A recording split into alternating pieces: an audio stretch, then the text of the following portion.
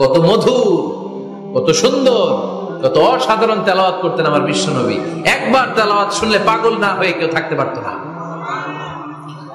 বিশ্বনবী ওমরে ফারুককে দেখেন নাই, ওমরে ফারুক লুকিয়ে লুকিয়ে বিশ্বনবীরে ফলো করে। বিশ্বনবী এশার সালাতে সূরা হাক্কা তেলাওয়াত করতে আরম্ভ করলেন। তেলাওয়াত করতে করতে করতে করতে বিশ্বনবী সামনের দিকে যেতে লাগলেন। বিশ্বনবীর চমৎকার কণ্ঠের তেলাওয়াত শুনে ওমরে ফারুক মুগ্ধ হতে লাগলো। ওমরে ফারুক অবাক, কিরে এত সুন্দর শব্দের গাঁথনি, এত সুন্দর বাক্য, এত সুন্দর অন্তমিল, এত সুন্দর কথা, এটা কবিতার মতো লাগে। মনে হয় মোহাম্মদ কবি হয়ে গেছে। কি হয়ে গেছে সবাই বলে? মনে হয় মোহাম্মদ কবি হয়ে গেছে, কাব্য প্রতিভা দিয়ে নিজেই কবিতা বানাইছে। ওমরে ফারুক যখন মনে মনে ভাবলেন এগুলো মনে হয় মোহাম্মদ কবিতা পড়ে, মোহাম্মদ মনে হয় কবি হয়ে গিয়েছে। ইন দা মিন টাইম বিশ্বনবী তেলাওয়াত করছিলেন সূরা হাক্কা থেকে, ওয়ামা হুয়া বিকাউলি শাইরিন কলিলাম মা তুমিনুন। এই আয়াতের অর্থ হলো এটা কোনো কবির বানানো কবিতা নয়, তোমরা অল্প সংখ্যক লোকই এই কোরআনের উপরে ঈমান আনো। সুবহানাল্লাহ পড়ে। বিশ্বনবী ওমরে ফারুককে দেখছে নাকি? কথা কয় না, দেখেছে না? বিশ্বনবীর মতো তেলাওয়াত করে যাচ্ছে। ওমর ফারুক যখন মনে করলেন কিরে এই কথাগুলো এত সুন্দর, এটা মনে হয় কবিতা। ইন দ্য মিন টাইম বিশ্বনবী যে আয়াতটা তেলাওয়াত করছিলেন, কোইন্সিডেন্টলি দৈবাত মিলে গিয়েছে। ওই আয়াতের অর্থ ছিল এটা কোনো কবির বানানো কবিতা না, খুব অল্প সংখ্যকই তোমরা ঈমান আনো। এবার তো ওমর ফারুক আটকে উঠলেন, ঘটনা কি? আমি মনে মনে ভাবলাম মোহাম্মদ কবি, আর যেটা পড়তেছে এটা কবিতা, কিন্তু মোহাম্মদ আমার দেখেও নাই, কিন্তু বলতেছে এটা কবির বানানো কবিতা না। তাহলে মোহাম্মদ মনে হয় গণক হয়ে গেছে। কার মনে কি চলে না দেখেই বলতে পারে। নাউজুবিল্লাহ পড়বেন না? ওমর ফারুক এবার মনে মনে ভাবে মোহাম্মদ তাহলে কবি না, আগেরটা ভুল ধারণা আমি করেছি। মোহাম্মদ কবি নয়, মোহাম্মদ হলো গণক। আওয়াজ করে পড়েন নাউযুবিল্লাহ। মোহাম্মদ মানুষের মনে কি চলে গণনা করে সব টের পেয়ে যায়, সব বুঝতে পারে। বিশ্বনবী তখন যে আয়াতটা তেলাওয়াত করছিলেন সেটা হলো ওয়ালা বিকাউলি কাহিনিন কলিলাম মা তাযাক্কারুন। বিশ্বনবী তখন যে আয়াতটা তেলাওয়াত করছিলেন এই আয়াতের অর্থ হলো এটা কোনো গণকের বানানো কথা নয়, খুব অল্প সংখ্যক লোকই তোমরা উপদেশ গ্রহণ করো। বিশ্বনবী ওমর ফারুককে দেখে? কথা কয় না, দেখে না, কিন্তু মিলে যাচ্ছে।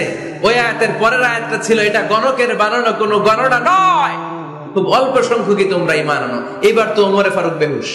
হায় হায়, প্রথমে ভাবলাম কবিতা, সে পড়ে যাচ্ছে না কবির বানানো কবিতা না। এরপর মনে মনে ভাবলাম মনে হয় গণক, সে বলে না এটা গণকের বানানো গণনা নয়। তাহলে এটা কি? এটা কি? কি এটা?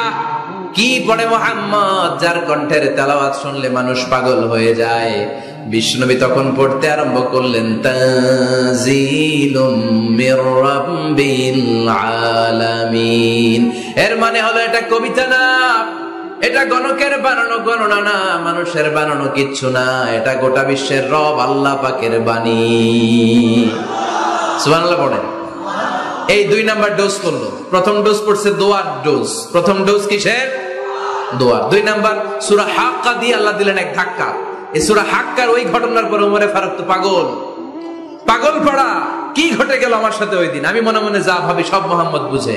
আল্লাহ 2 নাম্বার ডোজ দিলেন সূরা হাক্কা দিয়ে এক ধাক্কা। সুবহানাল্লাহ পড়েন। এরপর ওমরে ফারুক প্রায় বিশ্বনবীর কথা ভাবেন, বিশ্বনবী কোথায় যান লুকিয়ে লুকিয়ে দেখেন। এবার রব্বুল আলামিন ভাবলেন এবার সূরা তাহা দিয়ে আমি 3 নাম্বার ডোজ দিয়ে দিব। পড়েন সুবহানাল্লাহ। এবার 3 নাম্বার ডোজ পাবেন, কিন্তু শয়তান ওয়াসওয়াসা দিচ্ছে, ওমরে ফারুক যাও, মক্কায় ঘোষণা হয়েছে মুহাম্মদের কল্লা এনে দিতে পারলে এত এত স্বর্ণ মুদ্রা।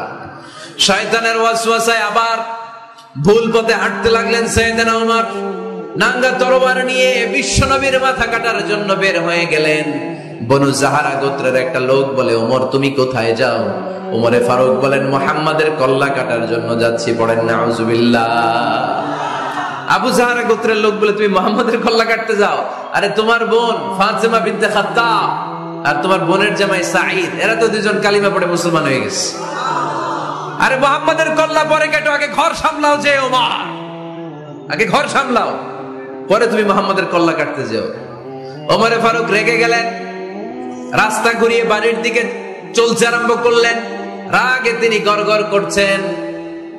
ওমরে ফারুকের বোন ফাতেমা বিনতে খাত্তাব, বোনের জামাই সাঈদ, তাদের দুইজনকে খাব্বাব রাদিয়াল্লাহু তাআলা আনহু সূরা তাহা ঘরের ভিতরে তেলাওয়াত করে শোনাচ্ছিল। পড়েন সুবহানাল্লাহ। সূরা তাহা দিয়ে আল্লাহ একটু পরে ধাক্কা মারবে আরেকটা। ওমরে ফারুক যখন আসলেন, ওমরে ফারুকের আওয়াজ শুনে খাব্বাব রাদিয়াল্লাহু তাআলা আনহু লুকিয়ে গেলেন।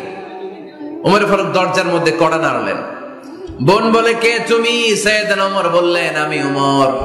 খুলে দেওয়া হলো। ঘরের ভেতরে ঢুকেই কথা নাই বার্তা নাই, নিজের আপন বোনকে মারতে শুরু করলো ওমর। বোন জামাইকে আঘাত করতে শুরু করলো। মারতে মারতে নিজের কলিজার টুকরা বোনকে, বোনের জামাইকে সাইয়েদনা ওমরে ফারুক পিটাতে পিটাতে রক্তাক্ত করে ফেললেন। গা দিয়ে ফিনকি বের হয়ে যখন রক্ত বের হয়, সাইয়েদনা ওমরে ফারুকের দিলের মধ্যে মায়া তৈরি হয়ে যায়। সাইয়েদনা ওমরে ফারুক বললেন, আমার কলিজার টুকরা বোন আর বোন জামাই, তোরা কেন মুহাম্মাদের কথায় পাগল হলি?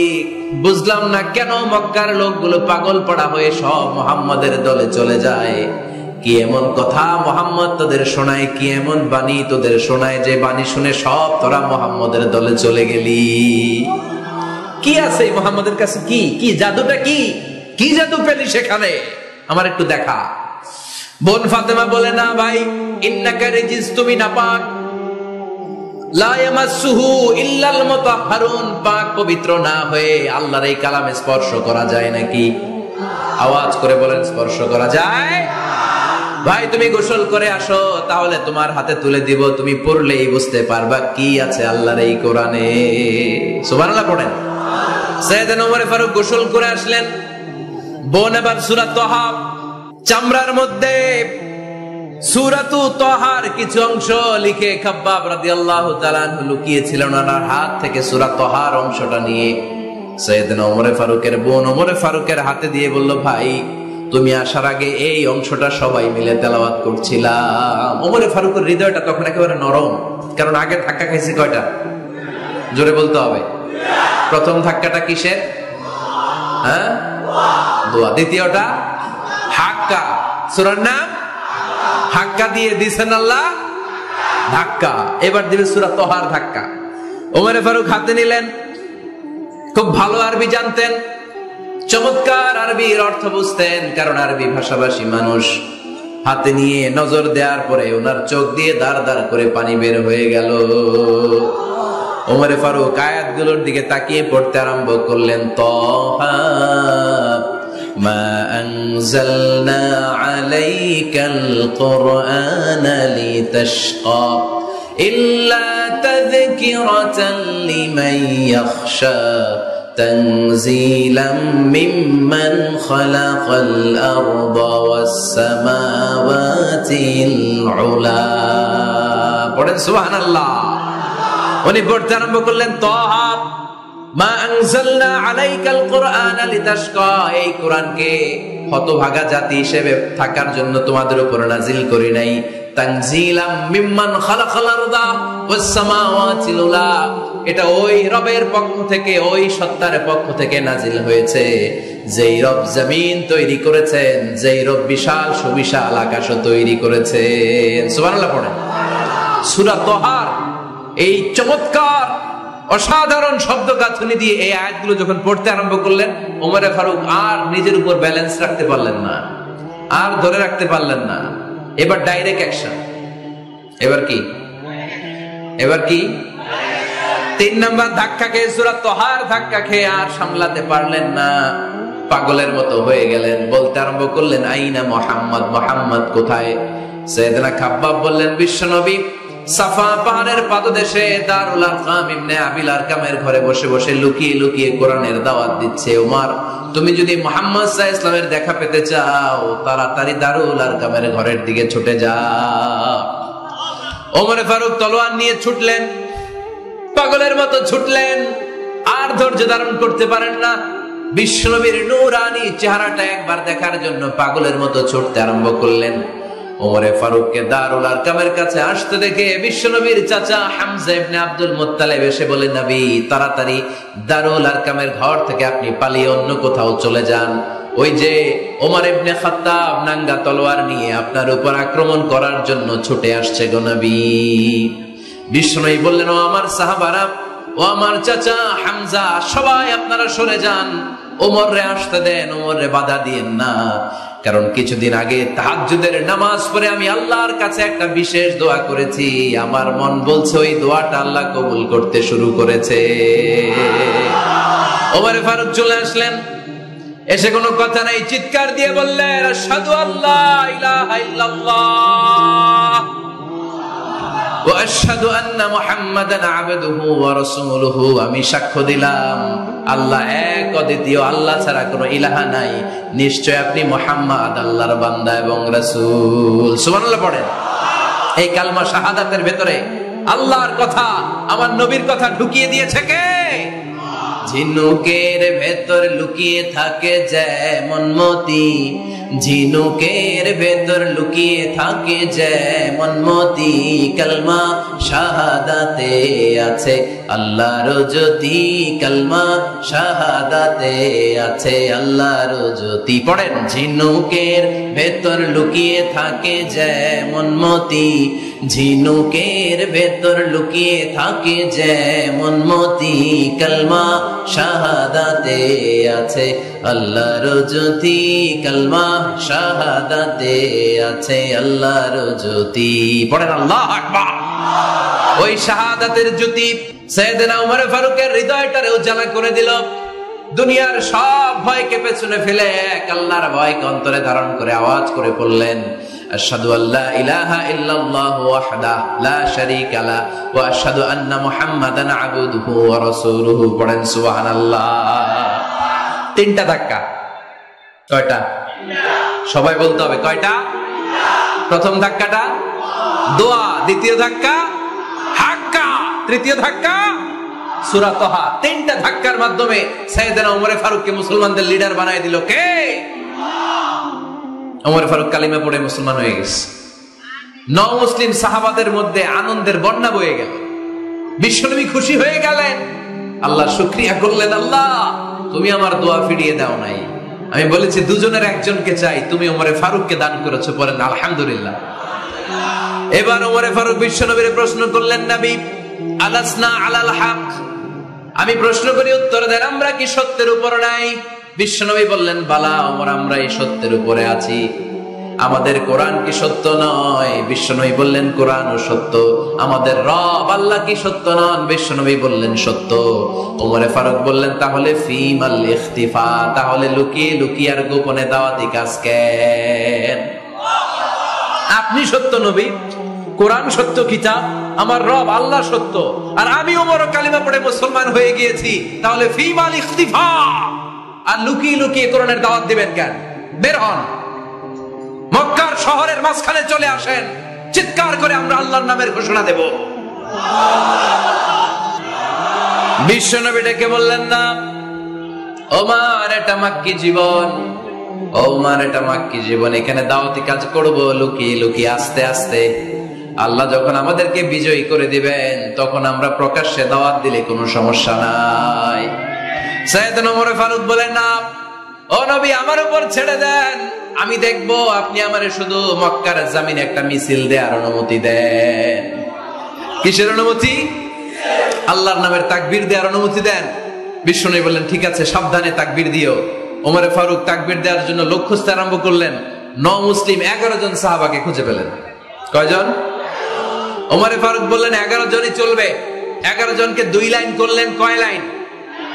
পিছনে 6 জন, সামনে 5 জন। পিছনের লাইনের নেতা বানিয়ে দিলেন বিশ্বনবীর চাচা হামজা ইবনে আব্দুল মুত্তালিবকে। প্রথম লাইনের 5 জনের নেতৃত্ব দিতে আরম্ভ করলেন সাইয়েদনা ওমর ফারুক নিজেই। 2 লাইন তাকবীর দিতে জানলে বেশি মানুষ লাগে না, 10 জন দিয়ে গোটা বিশ্বটারে কাঁপিয়ে দেওয়া যায়। 11 জন 6 আর 5। ওমর ফারুক সামনে দাঁড়ালেন। ওমর ফারুক সামনে দাঁড়িয়ে এবার আল্লাহর নামের স্লোগান দিবেন। ওমর ফারুক বলেন, আমরা খুব লম্বা চূড়া স্লোগান দিব না, খুব ছোট্ট দারুল আরকামের ঘর থেকে কাবা ঘর পর্যন্ত, বাইতুল্লাহ পর্যন্ত এতটুকু জায়গা আমরা তাকবীর দিতে দিতে সামনের দিকে এগোবো। পৃথিবীর কোনো শক্তি আমাদেরকে থামাই দিতে পারবে না। ওমরে ফারুক তখন এক বাক্যের একটা ভাষণ দিলেন। কয় বাক্যের? ওমরে ফারুক সামনে দাঁড়িয়ে বললেন, মান আরাদা আন তাসকুলা উম্মু ইয়া জামা ওয়ালাদু তারমিলা যাওজাতুহু ফালিয়াসুদ্দানি। কে আছো? মান আরাদা আন তাসকুলা উম্মু, কে আছো মায়ের বুক খালি করতে চাও? ইয়া জামা ওয়ালাদু, কে আছো বাচ্চাগুলারে, সন্তানগুলারে ইতিম বানাতে চাও? তারমিলা যাওজাতুহু, কার এত বড় বুকের পাটা আছে দেখি, কে আছো স্ত্রীকে বিধবা বানাতে চাও? বুকের পাটা থাকলে আমি উমরে থামাও, যদি সাহস থাকে আমি উমরের মিছিল থামাও। ওমর ফারুক শুরু করলেন, আল্লাহু আকবার, আল্লাহু আকবার, আল্লাহু আকবার। স্লোগান দিতে দিতে সাইয়েদনা ওমর ফারুক কাবার গিলাফ যে স্পর্শ করলেন, ওমর ফারুকের এই স্লোগান কেউ থামাতে পারে নাই। কিয়ামত পর্যন্ত এই আল্লাহর নামের স্লোগান কেউ থামাতে পারবে না। চিল্লায় বলো ঠিক কিনা?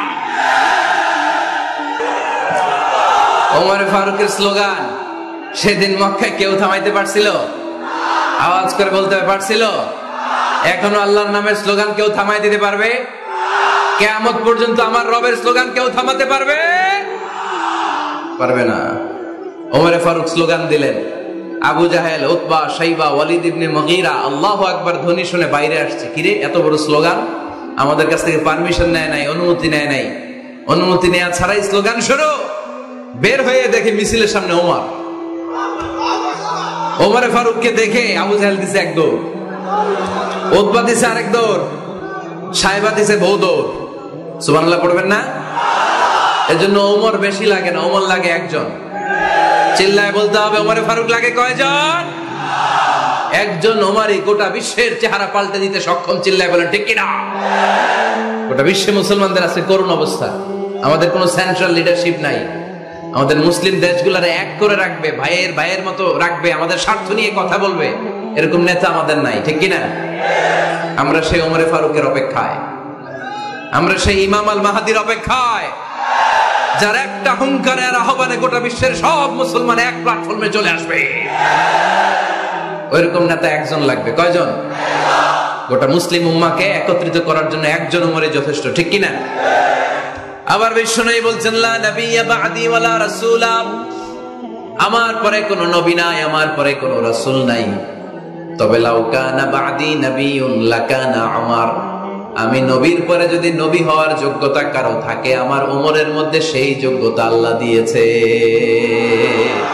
প্রভু তুমি বলেছো রাসূল দেবে না, বলনি দেবে না ওমর, বলনি দেবে না হামজা তারিক, খালিদ বিজয় সমর। প্রভু তুমি বলেছো রাসূল দেবে না, বলনি দেবে না ওমর, বলনি দেবে না হামজা তারিক, খালিদ বিজয় সমর। প্রভু তুমি বলেছো রাসূল দেবে না।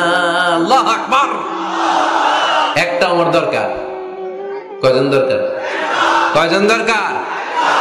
এই পুরা উম্মাহ, মুসলিম উম্মার মধ্যে ওনার পজিশন নাম্বার 3। ওমর ফারুকের পজিশন নাম্বার 1 নম্বর পজিশন বিশ্ব নবীর সাল্লাল্লাহু আলাইহি ওয়াসাল্লাম। দ্বিতীয় পজিশন আবু বকর। আর 3 নম্বর পজিশন, সুবহানাল্লাহ পড়বেন না?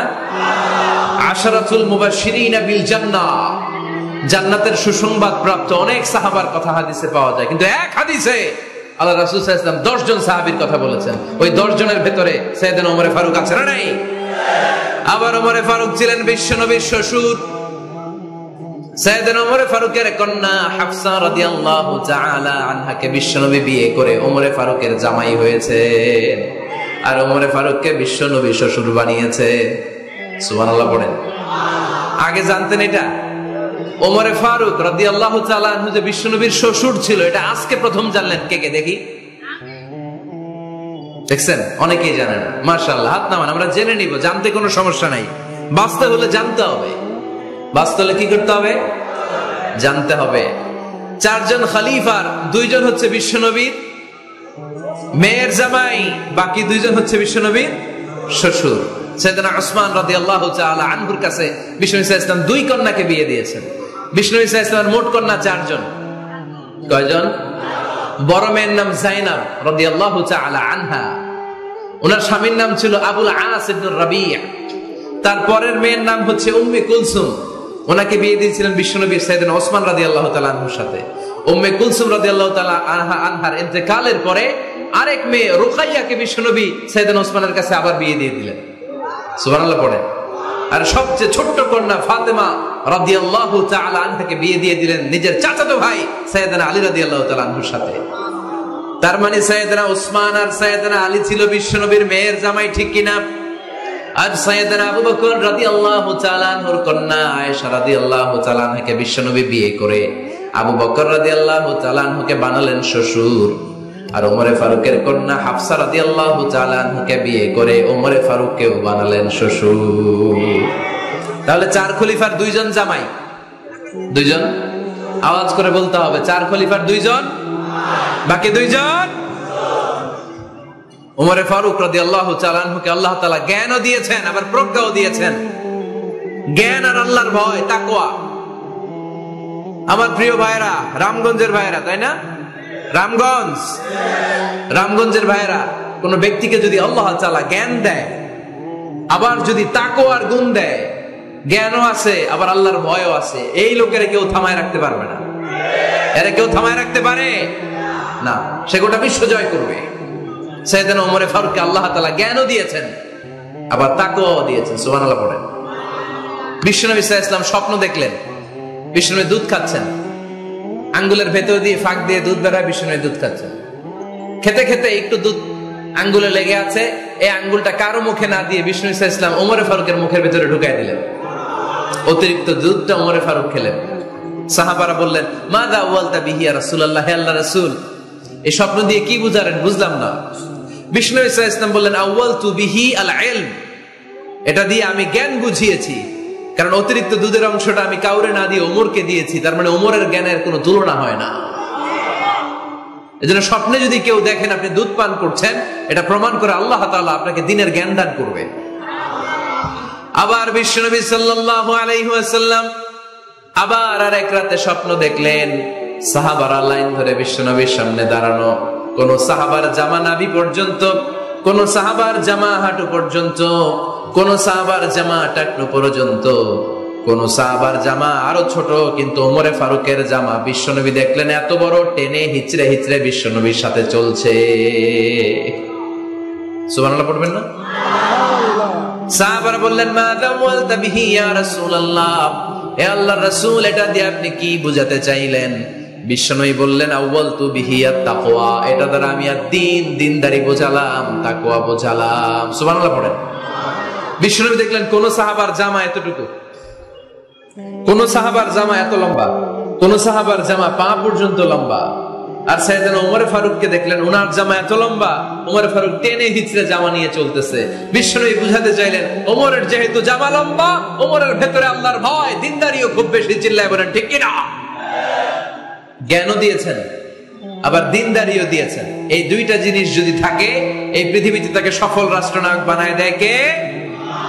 আবার এই পৃথিবীর বুকে যত নারীরা জান্নাতে যাবে, সব নারীদের সর্দারিনী হবে সাইয়্যিদাতুনা ফাতিমা রাদিয়াল্লাহু তাআলা আনহা। এই দুনিয়াতে যত যুবকরা জান্নাতে যাবে, তাদের সর্দার হবে সাইয়েদনা হাসান আর হুসাইন রাদিয়াল্লাহু তাআলা আনহুমা। আর এই দুনিয়ার বুকে যত বয়স্ক মানুষেরা জান্নাতে ঢুকবে, তাদের নেতৃত্ব দিবেন সাইয়েদনা আবু বকর আর সাইয়েদনা ওমর। বয়স্ক যারা আছেন, আপনাদের নেতৃত্ব দিবে কে? হ্যাঁ, একজন কয় আল্লাহ। না, আল্লাহ তো তোমার জান্নাত দিবে, তোমার জান্নাতে নিয়ে যাবে কে? সাইয়েদনা আবু বকর, সাইয়েদনা ওমর। আর ইয়াং যারা তোমরা এসেছো, তোমরা যখন জান্নাতে ঢুকবে, তোমাদের লিডারশিপ নিবে কে? হাসান আর হুসাইন রাদিয়াল্লাহু তাআলা আনহুমা। আর নারীরা যারা জান্নাতে প্রবেশ করবে, এই নারীদের নেতৃত্ব দিবে বিশ্বনবীর কলিজার টুকরা, নয়নের পুটুলি সাইয়্যিদাতুনা ফাতিমা রাদিয়াল্লাহু তাআলা আনহা। সুবহানাল্লাহ পড়বেন না? Omar Farooq, the super hero of Muslim উম্মাহ। আমরা কাদেরকে সুপার হিরো বানায় রাখছি আমরা জানি না। এই নায়ক নায়িকা, গায়ক গায়িকা, মডেলরা, চোখ ধাঁধানো গ্ল্যামার নিয়ে যারা চলে, এরা আমাদের মডেল নয়। আমাদের মডেল সাইয়েদনা ওমরে ফারুক, ঠিক কিনা? ঠিক কিনা? ওমরে ফারুক মসজিদে নববীর খতিব, খুতবা দিচ্ছেন, আপনারা কথা শুনতেছেন? কষ্ট হচ্ছে? মনোযোগ আছে না গেছে? আছে?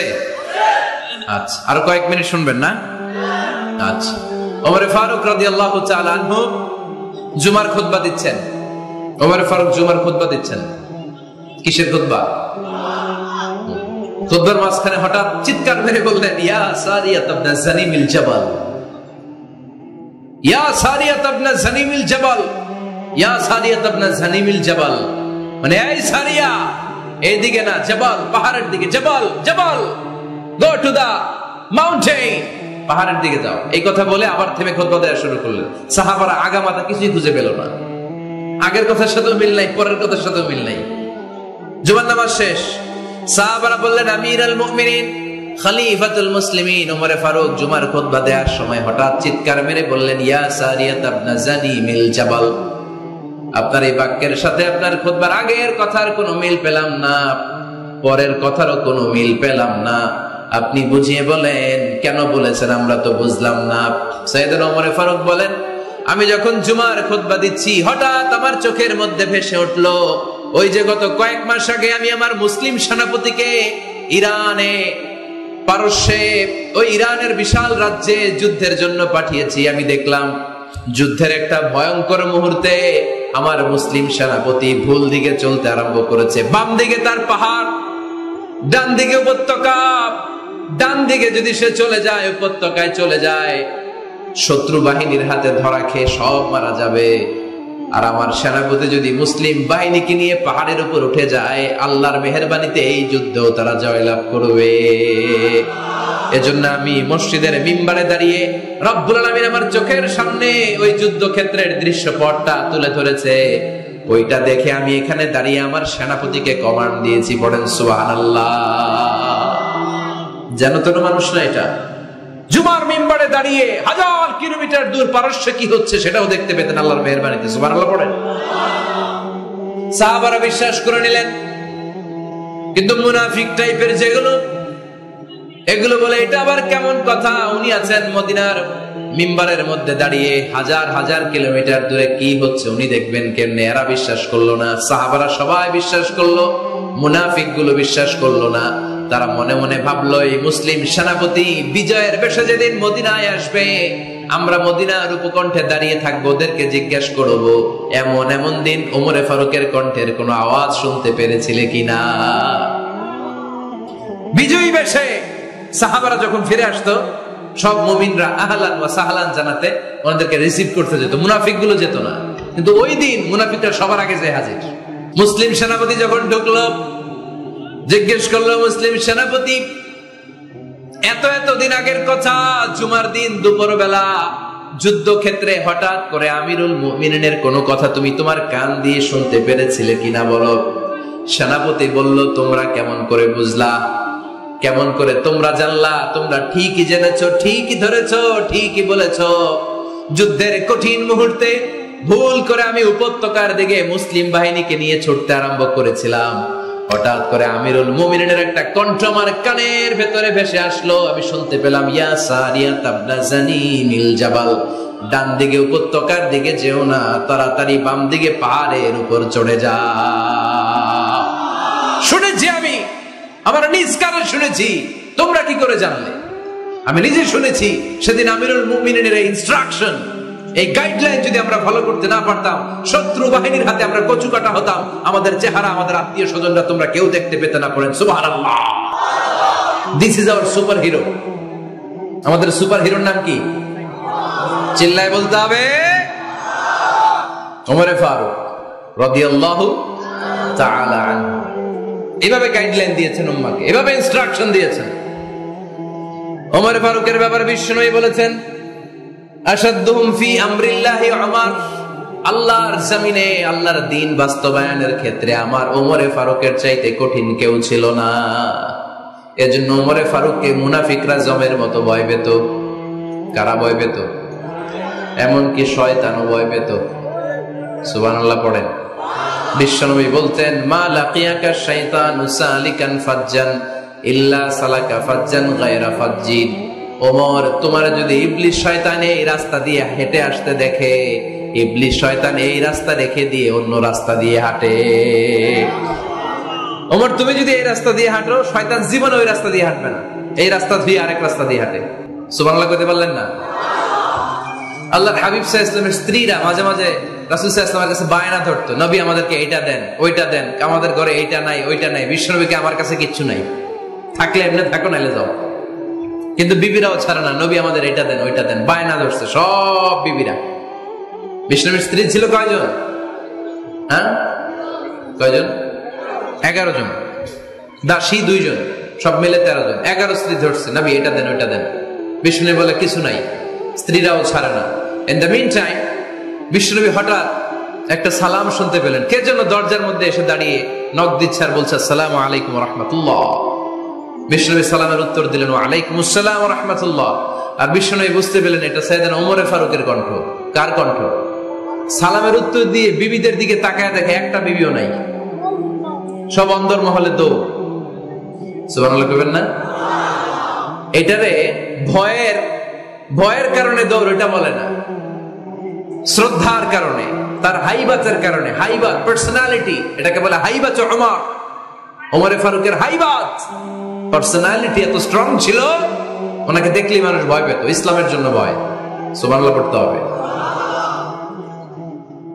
বিশ্বনবীর কলিজার টুকরা স্ত্রী আম্মা জান আয়েশা রাদিয়াল্লাহু তাআলা আনহা, উনি নিজে ওমরে ফারুককে ভয় পেতেন, নিজেও ভয় পেতেন। মাঝে মাঝে বিশ্বনবীর সাথে ঝগড়া হয়ে গেলে, মধুর ঝগড়া, ভালোবাসার ঝগড়া যদি হয়ে যেত, বিশ্বনবী বলতেন, আয়েশা চলো মিটমাট করে ফেলি, ঝগড়া করে কয়দিন থাকবো, চলো মিটমাট করি। তো মিটমাট করার জন্য রাজি আছো? আম্মা জান আয়েশা বলতেন, হ্যাঁ রাজি আছি। তো কারে আনা যায়? ওমর রে ডেকে আনি মিটমাট করার জন্য। আয়েশা রাদিয়াল্লাহু তাআলা আনহা বলে, ওরে বাপ রে বাপ, ওমর না না, ওমর খালিজ, ওমরে ফারুকের ভয় লাগে আমার। সুবহানাল্লাহ কইবেন না? বিশ্বনবী যখন বলতেন, আয়েশা তাহলে তোমার আব্বুকে ডেকে আনি, আম্মা জান আয়েশা বলতেন, ঠিক আছে আব্বুরে ডেকে নিয়ে আসেন। আবু বকর রাদিয়াল্লাহু তাআলা আনহুরে ডেকে নিয়ে আসেন। আমার আব্বুর মতো নরম দিলের মানুষ আমি জীবনে দেখি নাই। আবু বকর রাদিয়াল্লাহু তাআলা আনহু খুব নরম দিলের লোক ছিলেন। তার বিপরীতে ওমরে ফারুক ছিলেন খুব কঠিন মেজাজের। দুইটাই লাগে, কথা কও।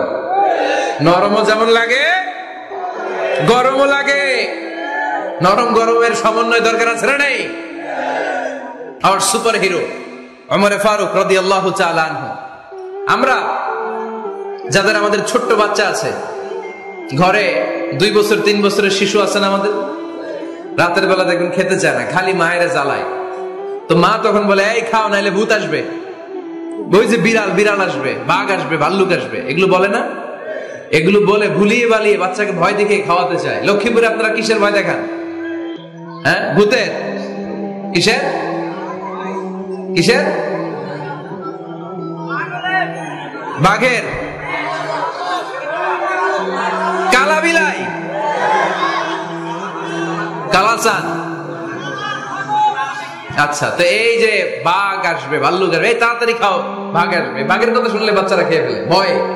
এই ভূত আসলো, ভূত, তাড়াতাড়ি খা, না খাইলে ভূতে ধরবে, তো খা, সাথে সাথে খায়।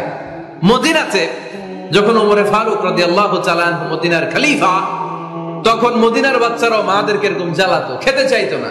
মায়েরা খাবার নিয়ে বাচ্চাদের পেছনে ঘুরতো। তখন মদিনার মায়েরা বাচ্চাদেরকে বলতো, তাড়াতাড়ি খাও, হা হুয়া ইয়াতি উমর, হুয়া উমর, তাড়াতাড়ি খাও, ওই যে ওমর আসতেছে, ওমর। ওমর আসতেছে শুনলেই বাচ্চারা তাড়াতাড়ি খেয়ে ফেলতো, বাঘের মতো ভয় পেত, চিল্লায় পড়েন আল্লাহু আকবার।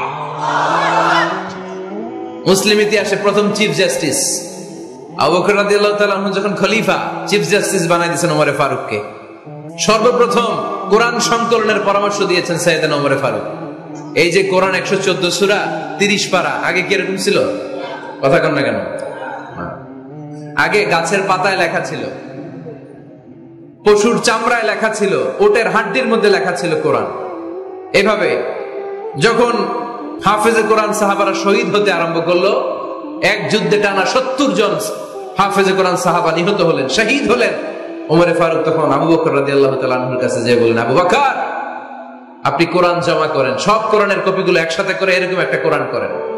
আবু বকর বললেন, না, আমার নবী যেটা করেন আমি এটা করতে পারি না। কিন্তু উমরে ফারুক ছাড়েন, আর এটা করেন, করলে ভালো হবে, গোটা মুসলিম উম্মাহ উপকৃত হবে। বারবার বারবার বারবার সাইয়েদনা আবু বকর রাদিয়াল্লাহু তাআলা আনহুকে এত জোরাজুরি করতেছিলেন, অবশেষে আবু বকর রাদিয়াল্লাহু তাআলা আনহু বললেন, ওমরে ফারুকের জোরাজুরিতে এই কাজের জন্য আল্লাহ তাআলা আমার হৃদয়টারে খুলে দিলেন। আল্লাহ আমার হৃদয়ের ভিতরে ইলহাম করে দিলেন, আর আল্লাহ বুঝাতে চাইলেন, আবু বকর, ওমরের কথাই শোনো, ওমর যেটা বলে তেমনটাই করো। কারণ ওমরে ফারুককে বলা হয় মুহাদ্দিস। কি বলে? সবাই বলেন, কি বলে? মুহাদ্দিস না মিয়া? মুহাদ্দিস মানে যে হাদিস বিশারদ, আর মুহাদ্দিস মানে যার মুখ থেকে আল্লাহর কথাগুলো বের হয়। আল্লাহ কি বলতে চায়, আল্লাহ তাআলা ওই কথাগুলো, ওই ভাবনাগুলো ওই লোকের মুখ দিয়ে বের করে দেয়। জোরে বলেন সুবহানাল্লাহ। বিশ্বনবী বললেন, লিকুল্লি উম্মাতিন মুহাদ্দিস, সব উম্মতের মধ্যে আল্লাহ তাআলা একজন করে মুহাদ্দিস পাঠায়। আমার উম্মতের মধ্যে মুহাদ্দিস লোকটার নাম হলো ওমর। বিভিন্ন সময়ে ওমর ফারুক যেমনটা ভাবতেন ঠিক তেমন তেমন কোরআনের আয়াত পাঠিয়েছে কে? মদিনার সবচেয়ে বড় মুনাফিকের নাম হচ্ছে আব্দুল্লাহ ইবনে উবাই ইবনে সালুল। নাম শুনছেন? মুনাফিক চিনেন তো আপনারা? ভিতরে এক বাইরে আরেক, তার নাম সর্দার হচ্ছে আব্দুল্লাহ ইবনে উবাই ইবনে সালুল। ইন্তেকালের পরে তার ছেলে আব্দুল্লাহ এসে বলে, ইয়া রাসূলুল্লাহ, এটা চমৎকার ঘটনা, মনোযোগ দিয়ে শুনেন। ইয়া রাসূলুল্লাহ, আমার আব্বা আব্দুল্লাহ ইবনে উবাই ইবনে সালুল মুনাফিকদের লিডার, আপনিও জানেন আমিও জানি, কিন্তু আমার তো বাবা, আমার কি, আমার তো মায়া লাগে। ইয়া রাসূলুল্লাহ, আমার আব্বা ইন্তেকাল করেছে, আপনার গায়ের একটা জামা খুলে দেন। কি খুলে দেন? এই জামাটা দিয়ে আমার বাবারে দাফন দেব, আর আপনি যে আমার বাবার জানাজার নামাজের ইমামতি করবেন, আসেন। ওমর ফারুক বললেন, না, আপনি যাবেন না। বিশ্বনবী দয়ার নবী, মায়ার নবী, রহমতের নবী, মায়া লেগে গেছে, আব্দুল্লাহ চোখের পানি দেখে যেতে আরম্ভ করলেন। ওমর ফারুক বললেন, খবরদার, নবী যাবেন না। বিশ্বনবী যাওয়ার জন্য রওনা হলেন। ওমর ফারুক বিশ্বনবীর জুব্বা টেনে ধরলেন। সুবহানাল্লাহ কোন? আমাদের দেশে হইলে কি বলতাম আমরা? বেয়াদবি করছে না? না, সম্পর্কটা এমন ছিল। ওমর ফারুক জুব্বা টেনে ধরেছেন।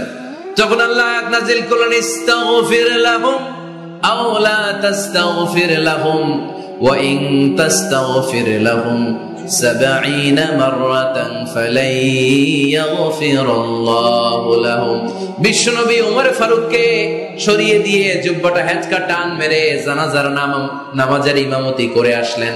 আসার সাথে সাথে ওমরে ফারুকের পক্ষে আল্লাহ আয়াত নাযিল করলেন, নবী, ইস্তাগফির লাহুম আও লা তাস্তাগফির লাহুম, আপনি মুনাফিক সর্দারের জন্য ক্ষমা চান কিংবা না চান, জুব্বা দেন কিংবা কাঁদেন, যাই করেন না কেন, 70 বার যদি এই মুনাফিক সর্দারের জন্য আপনি ক্ষমা চান, আমি আল্লাহ আপনার এই দোয়া কবুল করব না। খবরদার, এটাই ফার্স্ট, এটাই লাস্ট, আর কোন মুনাফিকের জানাজা দিতে আপনি যাবেন না। ওমর ফারুকের পক্ষে কোরআনের আয়াত নাযিল করেছে কে? ওইরকম ওমর আমাদের কয়টা লাগবে? চিল্লায় বলতে হবে কয়টা? কারণ সাইয়েদনা ওমর ফারুক আমাদের অনুপ্রেরণা, সাইয়েদনা আবু বকর আমাদের অনুপ্রেরণা, হামজা আমাদের অনুপ্রেরণা, সাইয়েদনা বেলাল ইবনে রাবাহ আমাদের অনুপ্রেরণা। নায়ক নায়িকা, গায়ক গায়িকা আমাদের অনুপ্রেরণা নয়। এজন্য আমরা সাহাবীদের জীবনী পড়ব। রাজি আছেন? আওয়াজ করে বলেন আল্লাহ, আরো জোরে বলেন আল্লাহ। নবীর সাহাবারা আমাদের মডেল, আমরা যেন সাহাবাদের দেখানো পথে মতে থাকতে পারি, চলতে পারি, আমল করতে পারি, সমাজটারে পরিবর্তন করতে পারি। তুমি তৌফিক দাও। দণ্ডে ওনারা উত্তীর্ণ, রাদিয়াল্লাহু আনহুম ওয়া রাদু আন, আল্লাহ তাদের উপর সন্তুষ্ট, সাহাবাদের উপর, আবার সাহাবারাও আল্লাহর উপর সন্তুষ্ট পড়েন। সুবহানাল্লাহ। এর চেয়ে বড় ঘোষণা, এর চেয়ে বড় তাকাররুবাত কোন মানুষের পক্ষে আর হতে পারে? আল্লাহ কোন ওলির জন্য বলে নাই যে আল্লাহ তাদের উপর সন্তুষ্ট। শাহিদদের জন্য আল্লাহ সরাসরি এই স্টেটমেন্ট দেন নাই যে শাহিদদের উপর আমি সন্তুষ্ট। সালেহীনদের জন্য আল্লাহ এই স্টেটমেন্ট দেন নাই যে তাদের উপর আমি সন্তুষ্ট, তারাও সন্তুষ্ট। শুধুমাত্র, কেবলমাত্র, একমাত্র সাহাবা রিদওয়ানুল্লাহি তাআলা আলাইহিম আজমাইন, শুধুমাত্র, কেবলমাত্র, একমাত্র উনাদের ক্ষেত্রে আল্লাহ বলেছেন আমি সাহাবাদের উপর সন্তুষ্ট, আর সাহাবাও আমাকে পেয়ে সন্তুষ্ট। আওয়াজ করে পড়েন আল্লাহু আকবার। এজন্য ওনারা হচ্ছে আমাদের model. The companions of our beloved prophet, they are our model. সাহাবারা আমাদের মডেল। আমরা যদি অনুকরণ করি, কাউকে ফলো করব বিশ্ব নবীকে আর বিশ্ব নবীর সাহাবাদেরকে। ঠিক কি না? একমত না দ্বিমত? জোরে বলতে হবে। এজন্য রব্বুল আলামিন বলেন, মুহাম্মাদুর রাসূলুল্লাহি ওয়াল্লাযীনা মা'আহু আশিদ্দাউ আলাল কুফফারি রুহামাউ বাইনাহুম। মুহাম্মদ সাল্লাল্লাহু আলাইহি ওয়াসাল্লাম হলেন আল্লাহর রাসূল। আরে আল্লাহর রাসূলের সাথে যারা থাকে মানে সাহাবারা, আশিদ্দাউ আলাল কুফফার, তারা কাফেরদের ব্যাপারে বজ্র কঠোর, রুহামাউ বাইনাহুম, নিজেরা পুষ্পকোমল। পড়েন সুবহানাল্লাহ। সাহাবারা কাফেরদের ব্যাপারে কি? বজ্র কঠোর। আওয়াজ করে বলতে হবে, কাফেরদের ব্যাপারে কি? বজ্র কঠোর। আর নিজেরা পুষ্পকোমল। আমরা হয়ে গেছি উল্টা, আমরা নিজেরা বজ্র কঠোর, তাই না? একজন আরেকজনের ছায়া দেখতে পারি না, একজন আরেকজনের নাম শুনতে পারি না। আমরা যে ভাই, আমরা যে মুসলিম, এটা আমরা ভুলে গেছি। ঠিক কিনা? আমাদের কোরআন কয়টা? একটু আওয়াজ করে বলতে হবে, কোরআন কয়টা? আমাদের রব কয়জন? নবী কয়জন? কাবা কয়টা? বাইতুল্লাহ কয়টা? মসজিদে নববী কয়টা? বদরের মাঠ কয়টা? উহুদের মাঠ কয়টা? কিন্তু আমাদের মধ্যে ঠেলাঠেলি আছে না নাই? আমাদের প্রভু এক নবীর উম্মত, জীবন বিধানে ওই শিবানী কোরআন। তবে কেন এক নও হে মুসলমান, এক হও করিয়া আহ্বান। ঠিক কিনা? বাইতুল্লাহ এক, মদিনা শরীফ এক, উহুদ পাহাড় এক, বদরের মাঠে একটা তো জীবন আর মরণ যে একটাই, একে সাথে মিলে মিশে একটাই প্রাণ। তবে কেন এক নও হে মুসলমান, এক হও করিয়া আহ্বান। ঠিক কিনা? এখন সময় এসেছে এক হওয়ার, এক প্ল্যাটফর্মে চলে আসা। আলাদা থাকার সময় নাই, কারণ যখন আমরা একা তখন আমরা ব্যক্তি। খেয়াল করে শুনেন, যখন আমরা একা তখন আমরা ব্যক্তি, আর যখন আমরা সবাই মিলি তখন আমরা শক্তি। ঠিক কিনা? কিন্তু আমরা একে অপরকে দেখতে পারি না। আমরা মুসলিম, আমরা ভাই, এটা আমরা ভুলে গেছি। শুধু আমি আপনি ভাই না, একজন কাফেরও আমার ভাই, একজন হিন্দু আমার ভাই, একজন খ্রিস্টানও আমার ভাই, একজন নাস্তিকও আমার ভাই। ভাতৃত্ব তিন ধরনের। একটা হচ্ছে আল উখওয়া আন-নাসাবিয়্যা, রক্তের বাঁধনের ভাই। আমার মায়ের পেটের যে ভাই, সে হচ্ছে আমার রক্তের ভাই। আরেকটা হচ্ছে আল উখওয়া দ্বীনিয়া, দ্বীনি ভাই। আমরা সবাই কি ভাই? আওয়াজ করে বলতে হবে, মুসলমান কি ভাই? দ্বীনি ভাই। আরেকটা হচ্ছে আল উখওয়া আল ইনসানিয়্যা, মানবতার দিক থেকে ভাই। কারণ আমাদের সবার আদি পিতা একজন, তিনি কে? আদম আলাইহিস সালাম। সবার আদি পিতা একজন আদম, আদি মাতা একজন হাওয়া। সেই দৃষ্টিকোণ থেকে হিন্দু, মুসলমান, বৌদ্ধ, খ্রিস্টান, নাস্তিক সবাই কি? আওয়াজ করে বলতে হবে, সবাই কি? দেখেন, খ্রিস্টান আমার ভাই, হিন্দু আমার ভাই, নাস্তিক আমার ভাই, কিন্তু আমরা মুসলমান একে অপরকে ভালোবাসতে জানি না, কাছে টানতে জানি না, বুকে টানতে জানি না।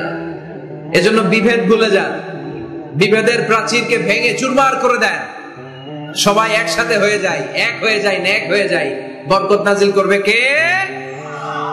তো সাহাবাদের বৈশিষ্ট্য বলতে গিয়ে আল্লাহ তাআলা বললেন, আশিদ্দাউ আলাল কুফফার, সাহাবারা কাফেরদের ব্যাপারে বজ্র কঠোর, রুহামাউ বাইনাহুম, নিজেরা পুষ্পকোমল, দিলদরিয়া।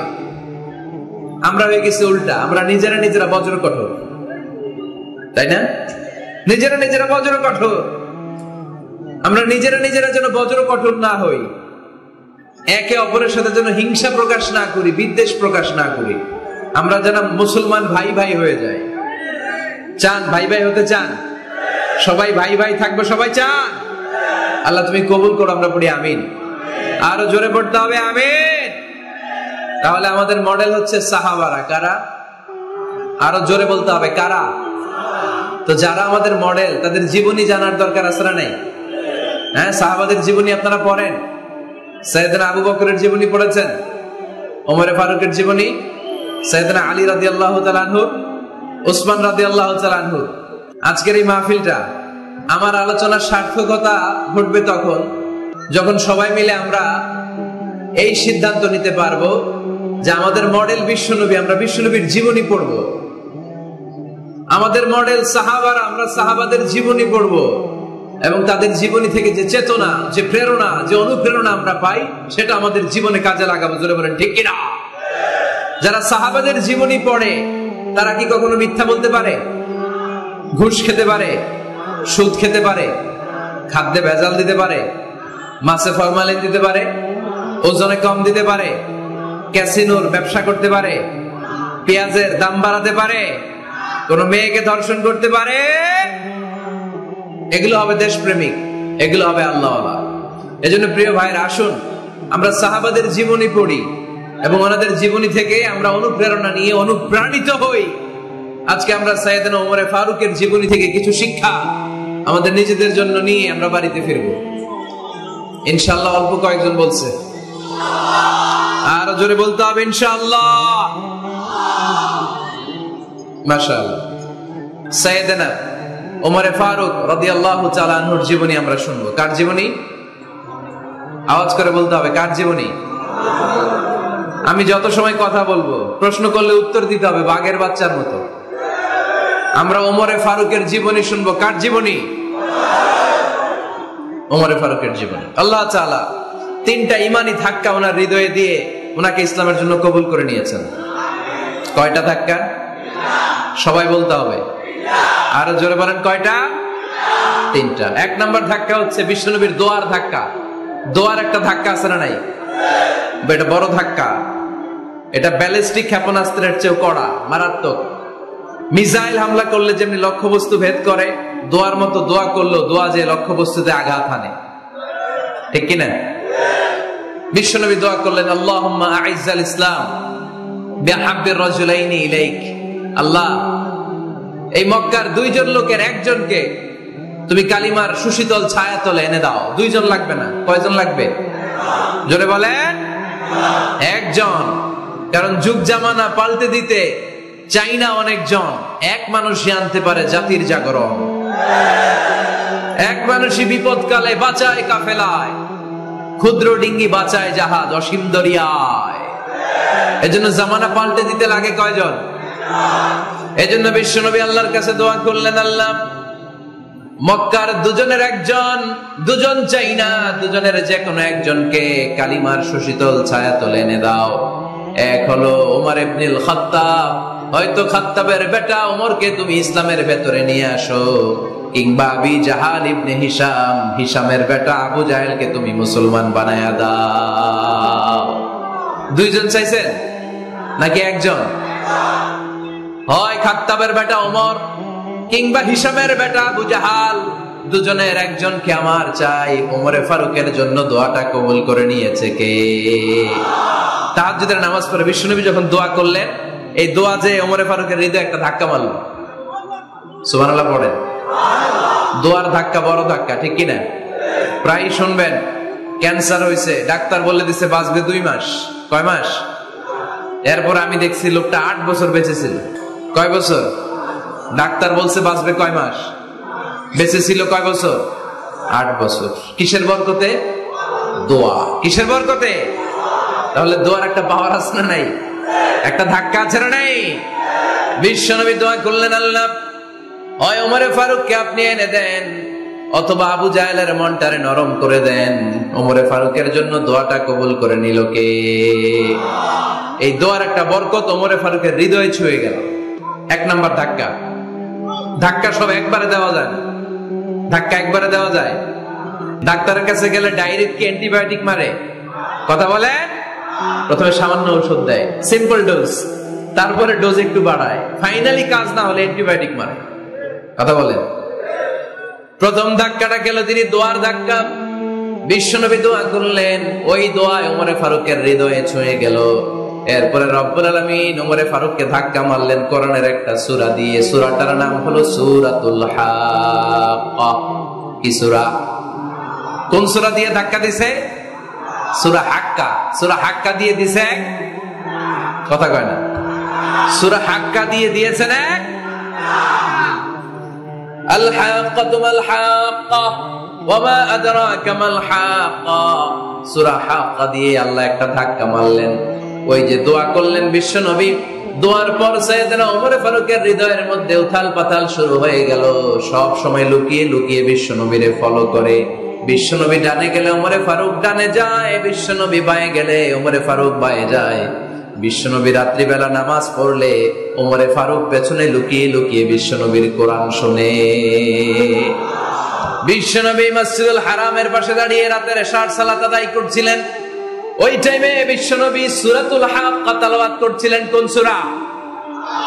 সূরাতুল হাক্কা বিশ্বনবী তেলাওয়াত করছেন। ওমরে ফারুক মন্ত্রমুগ্ধ হয়ে বিশ্বনবীর কণ্ঠের তেলাওয়াত শুনে। বিশ্বনবীর তেলাওয়াতের কণ্ঠ আমাদের কণ্ঠের মতো নাকি?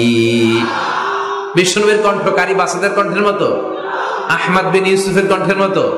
আমার নবীর কণ্ঠের সুরের ঝংকারের সাথে পৃথিবীর কোন কারি সাহেবের তুলনা চলবে?